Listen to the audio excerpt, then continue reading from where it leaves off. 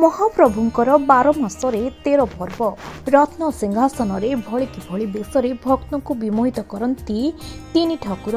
सेहीपरि श्रीमंदिर अनन्य परंपरा मध्यरु महाप्रभुंक श्राद्ध वेश अन्यतम। मार्गशीर कृष्ण चतुर्दशी अमावास्या और शुक्ल प्रतिपदा 3 दिन धरी निजर पितृपुरुष मानक उद्देश्य दीपदान करती बड़ ठाकुर।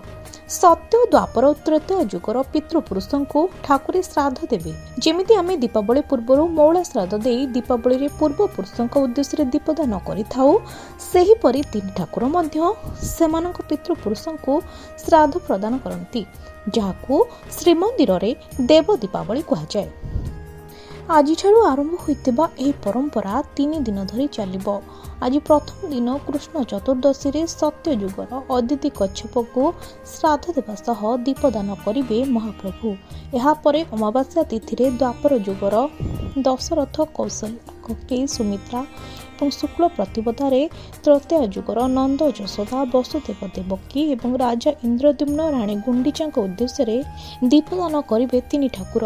एही 3 दिन धरी महाप्रभु तांको पितृ पितामह आदि उद्देश्य श्राद्ध उत्सर्ग करती। एही देव दीपावली उत्सव पालित होगा सह संध्यारे ठाकुरंको स्वतंत्र वेश अनुष्ठित हेबो। श्वेत वस्त्र परिधान करिवे श्री विग्रह। यह सह स्वर्ण अलंकार रे महाप्रभु को विभूषित करा। पूजा पंडा माने पिंडदान करती। श्राद्ध नीति सरिबा परे मंदिर चूड़ा को महादीप उठी थाए।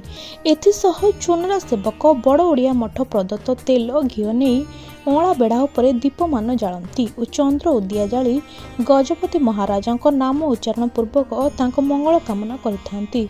विश्वर मंगल कामना और हिंदू परंपरा को रक्षा करने महाप्रभुंक यह अनन्य परंपरार मुख्य उद्देश्य रही। यह देव दीपावली को बहु धूमधाम रे पालन करती पुरीवासी। घरे घरे दीपावली भली दीप जाली समस्त मंगल कामना करिथांती। तेबे अयोध्या देव दीपावली